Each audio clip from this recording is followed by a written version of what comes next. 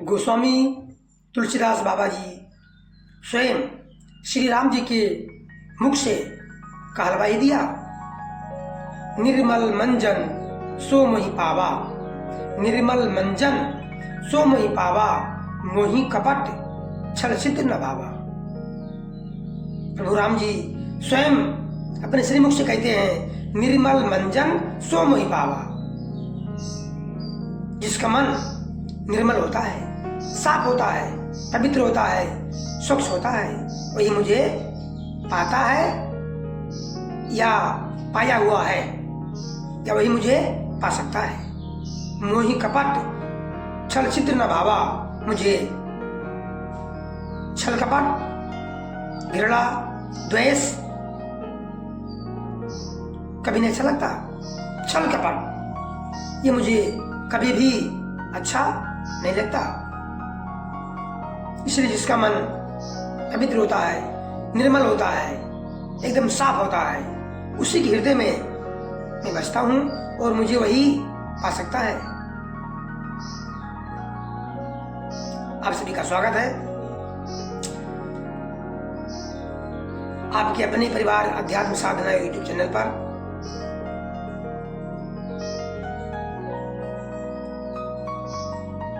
श्रीमद् भागवत से कथा प्रथम स्कंद अध्याय 4 महर्षि व्यास जी का असंतोष। यानी महर्षि व्यास जी के मन को संतोष क्यों नहीं हो रहा है, संतुष्ट क्यों नहीं हुए हैं, अर्थात व्यास जी के मन को संतोष क्यों नहीं हुआ है, इसी के बारे में आज की कथा है। सोनक जी कह रहे हैं,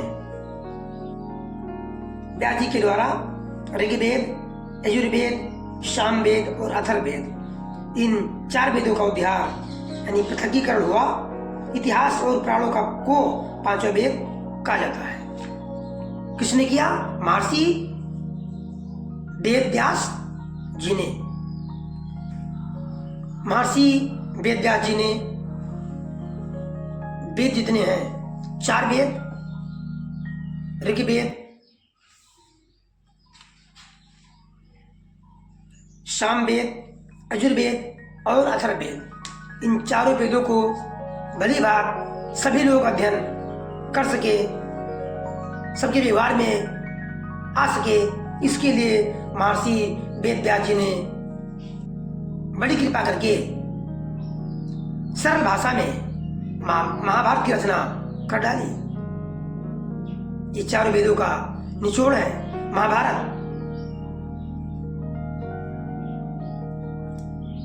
इसलिए हे सनकादशियों, यद्यपि व्यास जी इस प्रकार अपनी पूरी शक्ति से सदा सर्वदा प्राणियों के कल्याण में ही लगे रहते हैं, 4 वेद का उन्होंने रचना की। उसके बाद उनके मन में संतोष नहीं हुआ, क्योंकि सभी लोग वेद पढ़ने के अधिकारी नहीं हो सकते। इसलिए एक सरल भाषा में, एक जन मानस की भाषा में, अर्थात जिसको सभी लोग पढ़ सके, अध्ययन कर सके, महाभारत रचना उन्होंने की। उनका पूरा जीवन सर्वदा प्राणियों के लिए, कल्याण के लिए लगा रहता है। फिर भी उनके मन को संतोष नहीं हुआ। 4 वेदों की रचना की, उसके बाद महाभारत रचना की, फिर भी उनके मन को संतोष नहीं हुआ।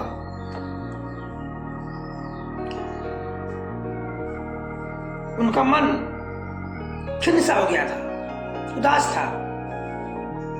वो सोच रहे थे कि हमने कुछ कम किया है, मुझे और कुछ करना चाहिए। एक दिन सरस्वती नदी की पवित्र तट पर एकांत में बैठकर धर्मवेत्ता व्यास जी मन ही मन विचार करते हुए इस प्रकार कहने लगे कि मैंने निष्कपट भाव से ब्रह्मचर्य आदि का व्रतों का पालन करते हुए वेद, गुरुजन और अग्नियों का सम्मान किया है और उनकी आज्ञा का पालन किया है। महाभारत की रचना के बहाने मैंने वेद के अर्थ को खोल दिया है। उन्होंने स्वयं कहा है कि मैं महाभारत की रचना के बहाने मैंने वेद के अर्थ को खोल दिया है, जिससे स्त्री शूद्र आदि भी अपने अपने धर्म कर्म का ज्ञान प्राप्त कर लेते हैं। यद्यप मैं ब्रह्म तेज से संपन्न एवं समर्थ हूं, तथापि मेरा हृदय कुछ अपूर्ण काम सा जान पड़ता है। मेरा हृदय कह रहा है कि मैंने कुछ अपूर्ण काम किया है, कुछ काम करना भी बाकी है, इसलिए मेरा मन संतुष्ट नहीं है। अवश्य ही अब तक मैंने भगवान को प्राप्त कराने वाले धर्मों का प्रायः निरूपण नहीं किया है। वही धर्म परमहंसों को प्रिय है और वही भगवान को भी प्रिय है। हो ना हो मेरी अपूर्णता का यही कारण है। श्री कृष्ण द्वैपायन व्यास इस प्रकार अपने को अपूर्ण सा मानकर जब खिन्न हो रहे थे, उसी समय पूर्वोक्त आश्रम पर देवर्षि नारद जी आ पहुंचे।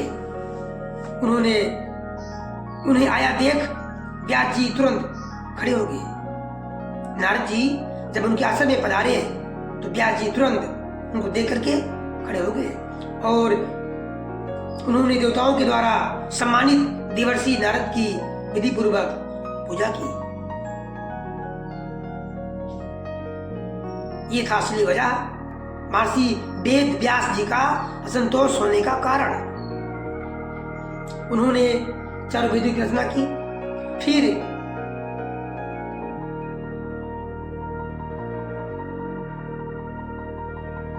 वेदों का निचोड़ महाभारत रचना की, जिससे उसका सभी लोग अध्ययन कर सके, जिससे सभी को उसका लाभ हो सके। ये पूरी कथा प्रथम स्कंद अध्याय 4 में है। अब आगे कथा पंचमोध्याय भगवान की यश कीर्तन की महिमा और देवर्षि नारद जी का पूर्व चरित्र। अब हम सब इसी कथा अगले वीडियो में करेंगे। तब तक के लिए सभी का दिन शुभ हो, सभी को प्रभु की भक्ति प्राप्त हो। जय श्रीमन नारायण। प्रेम से बोलिए राधे राधे।